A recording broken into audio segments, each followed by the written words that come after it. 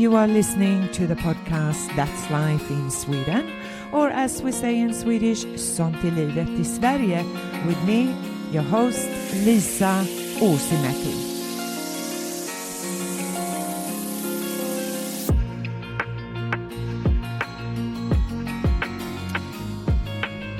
It is a pleasure to welcome Johanna Fogelklou, a head teacher or Förstelärare as it's called here in Swedish, at the international section of middle years at the International School here in Gothenburg. Hello Johanna, welcome, and how are you? Hello Lisa, thank you so much for having me. I'm great. It's good to be here. Good. Me too. Now, I guess this is a very busy time for all teachers, especially before the silly season hits us with all the Christmas preparations. So I guess my first question to you is, how prepared are you for Christmas? Well, one thing at a time, I think, as a teacher. You take 1 week at a time, one grading at a time, and then Christmas will happen after all that is done. That's how I function. Yeah, I think that's going to be, I think on the 22nd, I'm supposed to put in the final grades for a master's students. But anyway, let's start. Now, I'm really curious. I'm always curious about why people choose teaching. And so what about your journey as a teacher, and especially why did you choose to become a teacher? Yeah, sure. I usually ask this question in my team whenever if we have a meeting, we sometimes start with a question like this. And I think it's interesting to talk to teachers about this because it can vary the reason why you become a teacher. I think some are experts in their specific subjects maybe, and they want to share their knowledge. But there are also a lot of teachers who have other professions or they're professionals in different fields before they pursue a teaching degree. And then being at an international school, we also have the ones who came here for love maybe, and then decided to they became a substitute, and then they became a teacher. So the reasons vary, but for me, I think I knew at an early age that this was my calling. I always loved school and learning, and I mean, I wasn't the top of my class, but I was very curious and willing to learn and try new things, and it's something that I carry with me even today. And I think to me, being a teacher is someone it's being a role model, someone that sees you and wants to help you to become the best version of yourself. And it's someone with a passion for learning, and they want to share their knowledge. And then teachers, as a teacher, you create this framework for learning and the rules and the expectations. And then within that, you see the teachers or the students grow. And I think that's just so fascinating and interesting about being a teacher. In my grade 9 class, we have a unit on identity where we talk about language connected to identity. And one of the first exercises is to sort of describe yourself with different titles. And okay. My first word is usually or always a teacher, because that's how I define myself. I think it comes before being a woman or a mother or a sibling or anything. It's just like so much who I am. This doesn't mean that I'm, pedagogical 24/7. I do lose my patience at home with my family, but I think I'm a teacher at work, but I'm also a teacher on the bus, in the basketball hall, or, when my kids bring home friends. It's just who I am. So yeah. How old were you when when someone says to me, I've always wanted to be a teacher. So can you pinpoint a particular age when you... Yeah, it was actually in grade 4 when I met my dad's former primary teacher. Mm-hmm. And it was in that meeting with her that I just had this vision or this idea that, I want to be a teacher. This sounds really great. Like the way she spoke about her love for teaching and learning and the students and everything, it made me feel like this is what I I want to pursue. Yeah, and when you mention that being a teacher actually comes, it comes before calling yourself a mother or a sister or a cousin. Yeah. I find that's fascinating. How did that just kind of evolve, or how did that come about?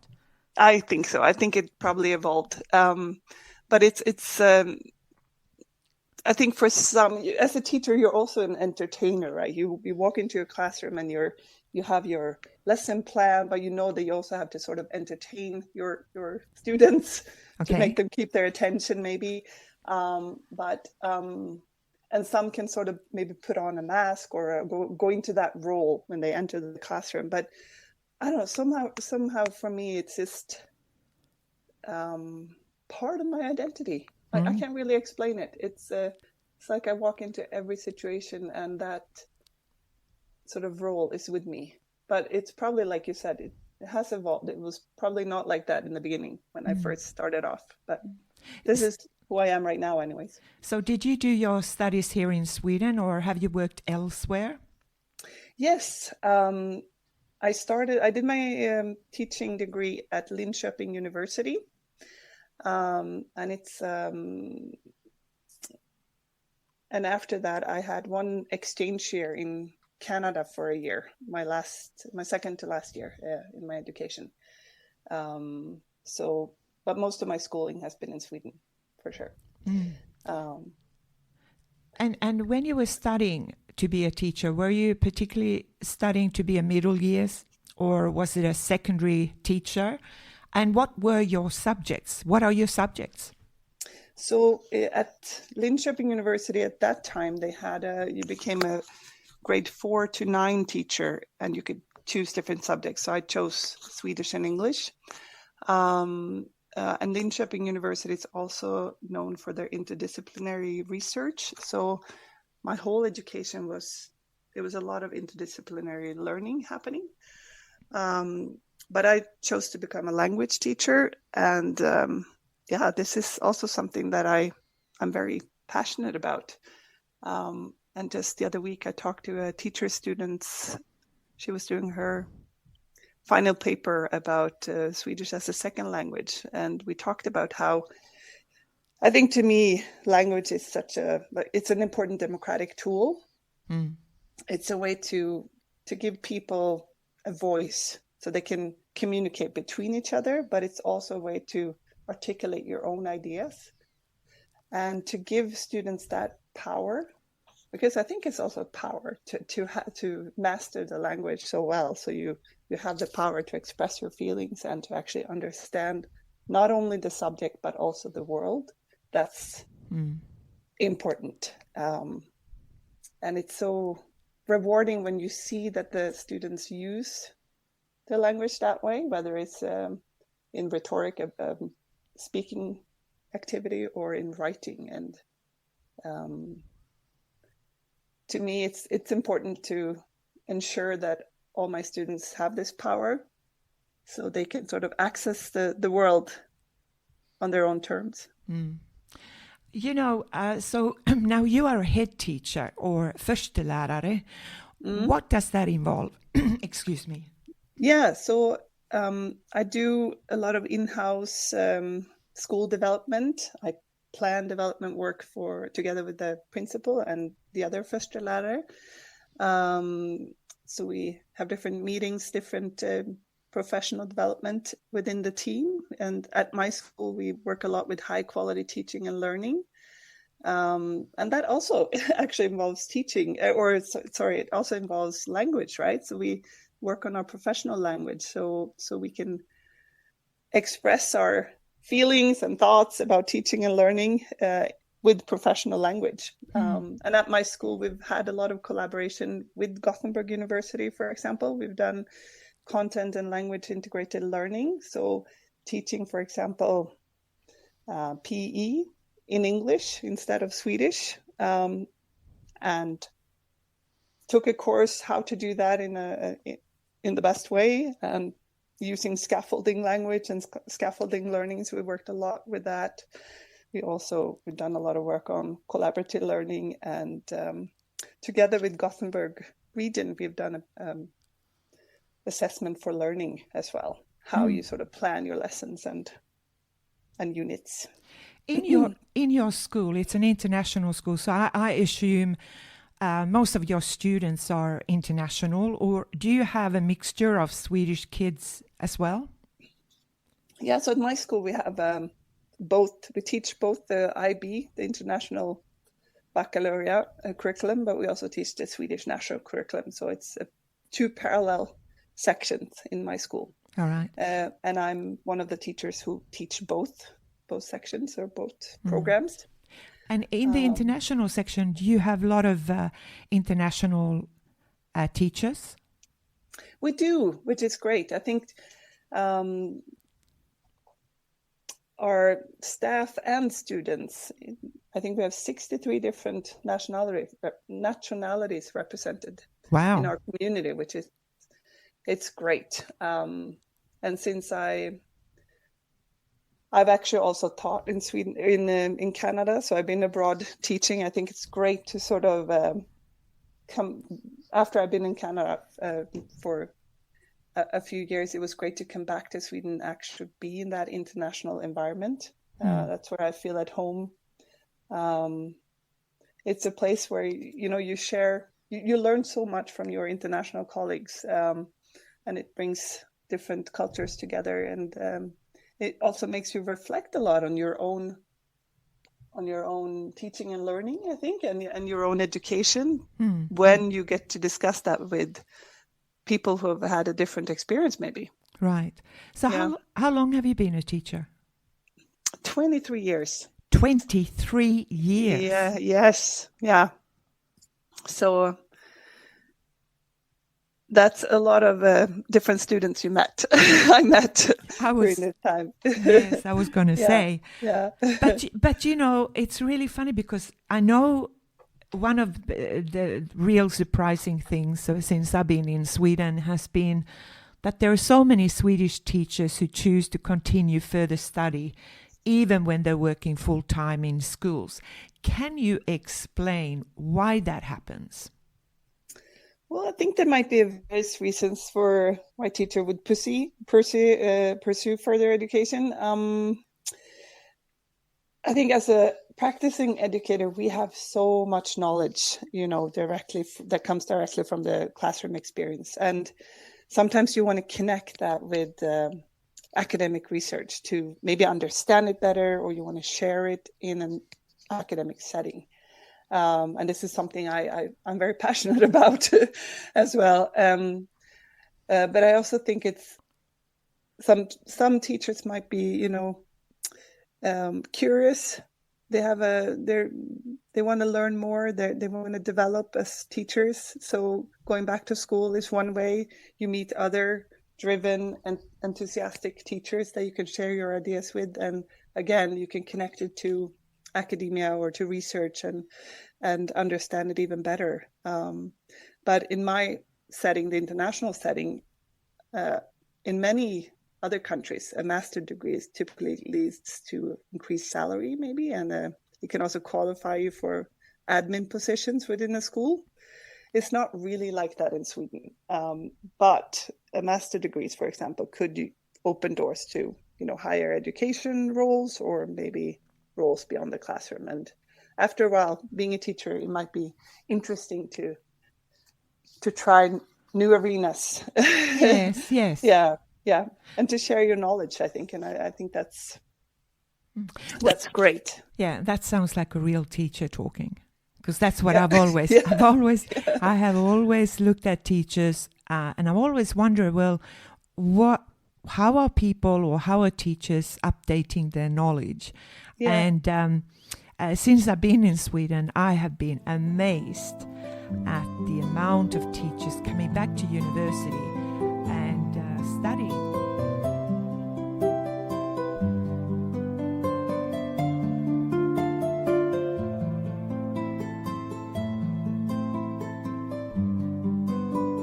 But I also think it's encouraging to see that Skolverket, the Swedish National Agency for Education, I feel like there's a push for for courses available for practicing teachers and even universities. I feel like the last few years there's been more programs and more courses directed to teachers, like action research or master programs, which it's really great. And I think as a teacher in the classroom, but also with connection to the university, I think we should have greater collaboration between university and the real world, the teaching, right? Absolutely. Because I again, teachers have so much invaluable knowledge about the day-to-day, reality in school life. And if we can combine that with scientific theory and methodology, and we could maybe prepare the teacher students for their this complex world that's a classroom today, right? Yeah, that would be great. Yeah. So talk about some of your challenges being a teacher. What would you say is it about time? It's about organizing your time. I mean, if you have family, that's when I'm always thinking, how do they go to work in a classroom setting, then come to university, and then they have kids?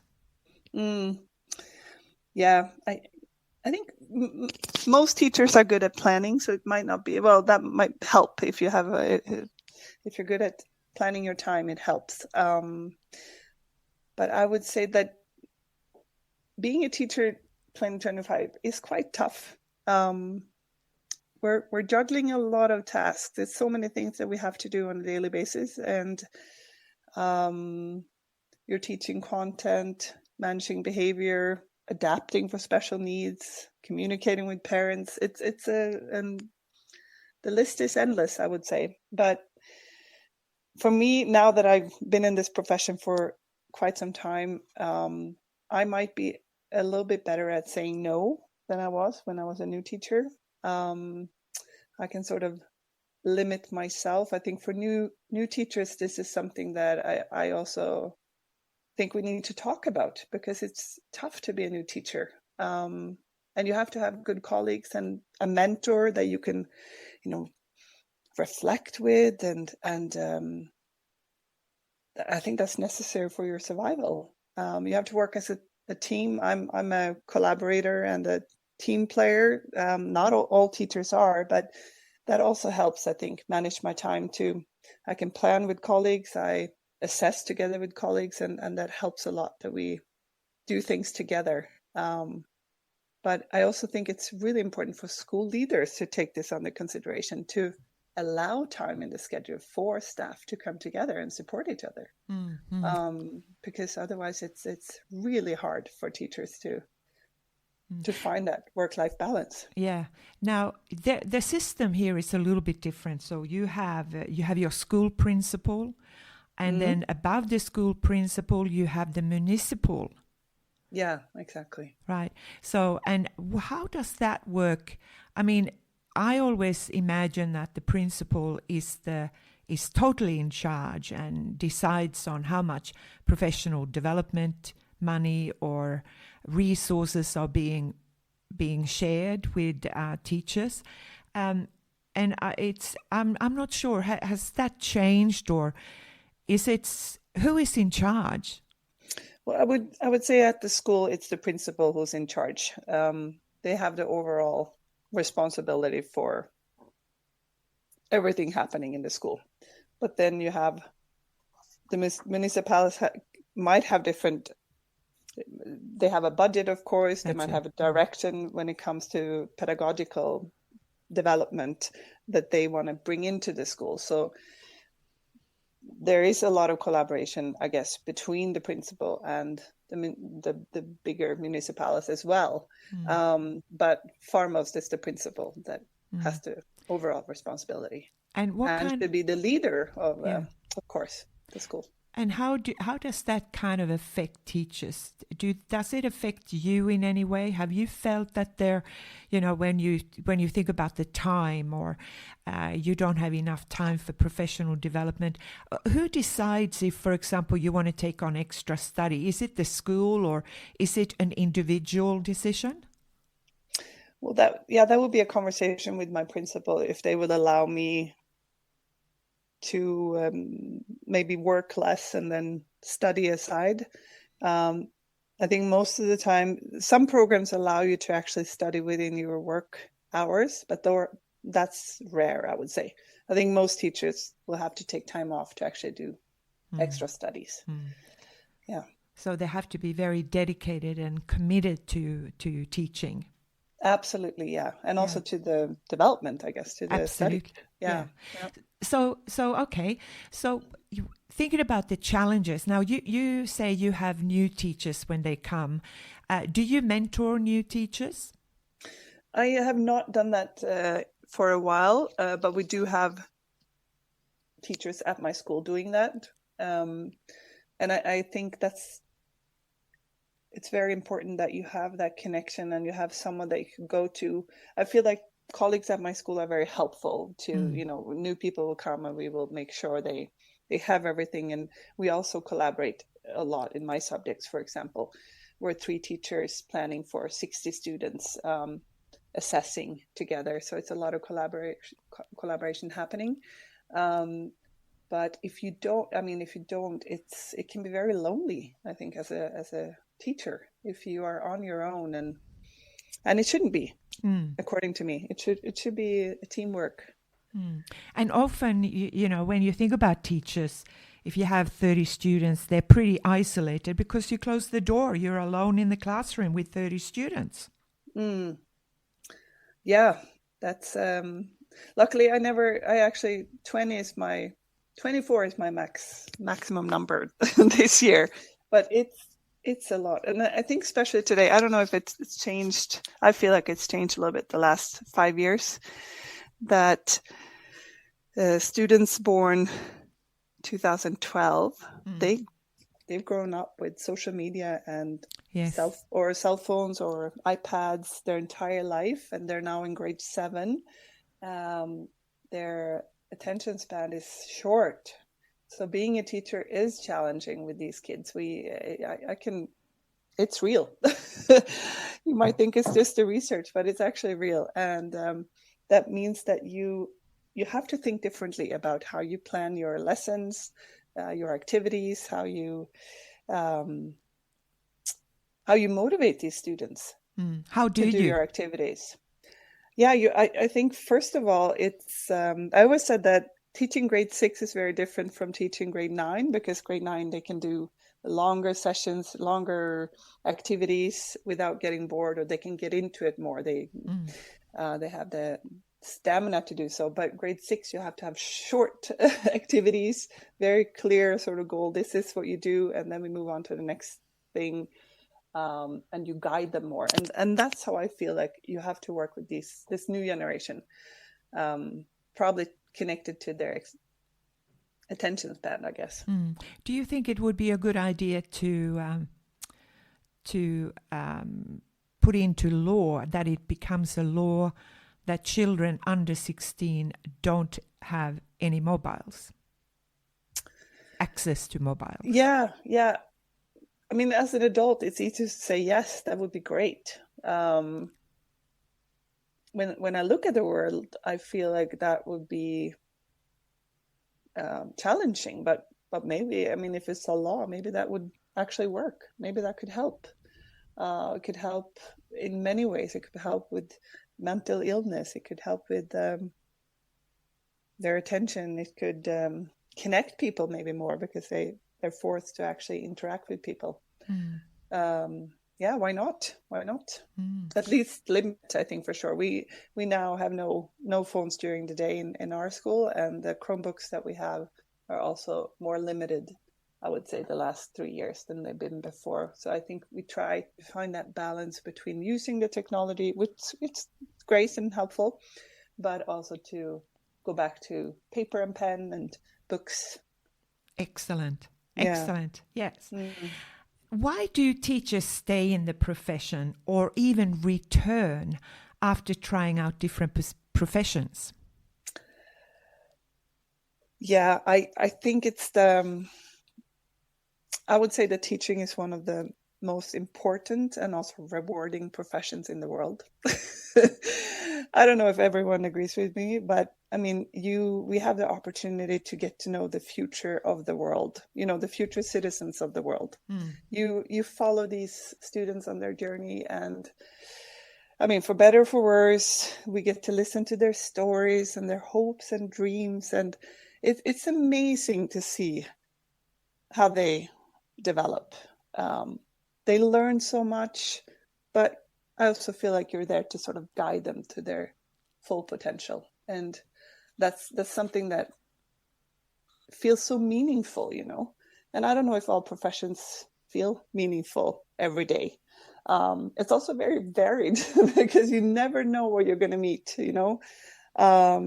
Every day looks different. You might have the best plan in the world, but then something happened during recess, or they had a fight with their mother, or they didn't have breakfast, and they come in after the lesson is before lunch or in the afternoon. So teachers have to have this specific sort of skill to handle those situations, and it can be super frustrating, of course, but it's also very exciting when you succeed. Draining when you don't, absolutely. And there are many days when you feel like, oh my goodness, what could I have done better? But then there's also that thing that you get a chance to do it over tomorrow. You get a new chance. So it's never the final is never over, so to speak. And I also think, if we can see, we might not reach every student. Might not, we can't help everyone, no matter how much we want and try, but we can see them and we can sort of confirm them, and maybe that, can help them succeed in life. I think that's amazing. So what advice do you give to a new student teacher? Or I'm just thinking back to when you met that person who your dad's fourth year teacher. Yeah. If you meet a student today and they want to be a teacher, what is your advice?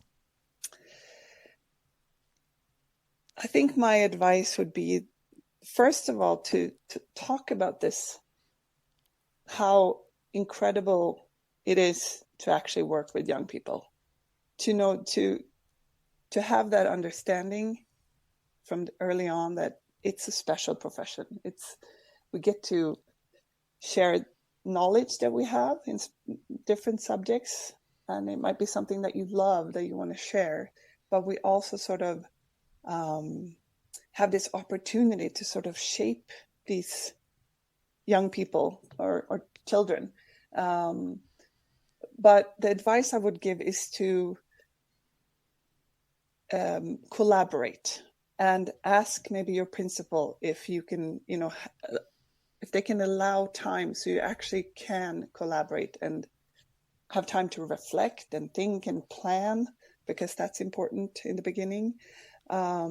It's important that they have a safety net. You might connect with former students that friends from university. That could be a good support system, or teachers at your job, your first school. That's important, because you need to talk about this. It's really hard to come back from a difficult lesson and have no one to talk to. You need to talk about it. You need to talk it through, and be encouraged, and know it's not a failure if it didn't go the way you planned your lesson. It's a learning opportunity. You tweak something and maybe it will change tomorrow, or the group will be better tomorrow, or it's so many things that can.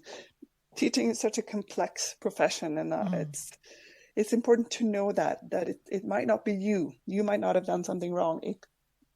It might just be the situation. So yes, support system is very important, and to also maybe learn to say no sometimes, because in the beginning you have so much positive energy and you want to be engaged in everything. I feel like I still do, but you have sometimes you have to limit yourself and just say that, okay, I need to focus on this now. Maybe I can do this other fun thing later, or this other thing later. So it's easy to burn out, I think, because we want so much, and you get to know these students and you want to help them, and you do everything you can to do so. And I think I once had a principal that was really good at giving me that frame and say that, you know what, you have done everything you can. It's enough. The school cannot do anything more right now for this child. We have done everything we can, and it's good enough. You can let it go. And just to hear that as a teacher, I think that's important.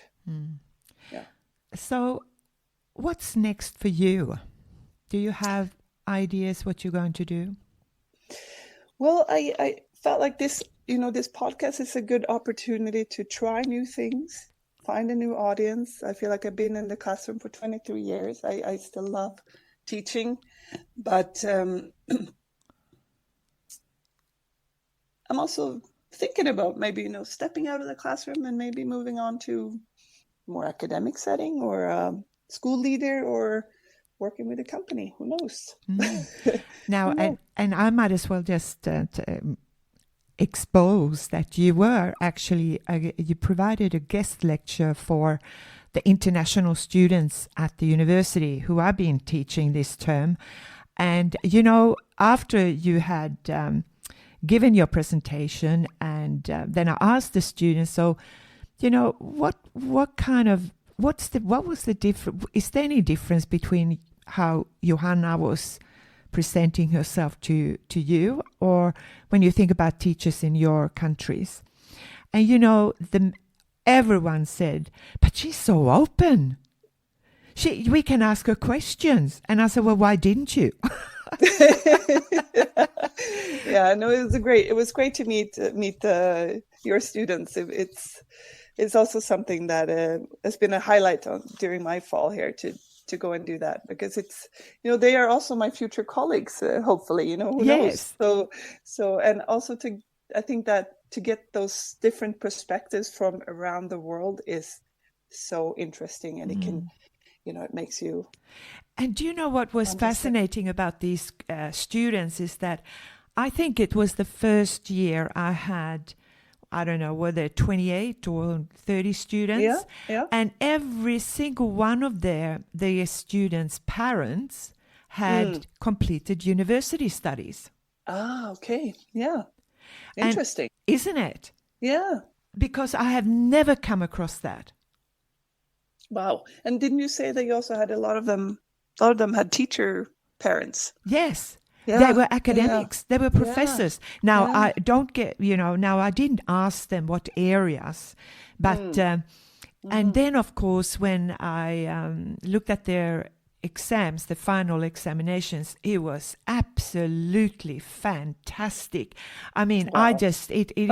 it was really amazing. So what I can understand, what draws people to teaching is exactly what you've been talking about. It's to get to know these young people, and it's to be part of their journey. Yeah. I mean, what are the other professions get to do that and do something meaningful every day? It's pretty amazing. Yes. Yeah. But I think it's also about the attitude. So you are very open, and I can hear this love for learning, and you connect with whether it's with adults but also with the students. You have this connection, which I think is, if you don't know how to connect with your students, there will be problems. Yeah. I think it helps. I think it helps if they feel that you actually care and you are interested in them as human beings, but also as sort of students and learners, right? So you have to. I think that's the human connection. It's like we talked about iPads and phones. It's still human Yes. connection. It's what brings us together, I think, and communication, language, the power Yes. of language. Yes, Yeah, precisely. yeah. Now, is there anything that you want to share that we haven't talked about that you say this is really important?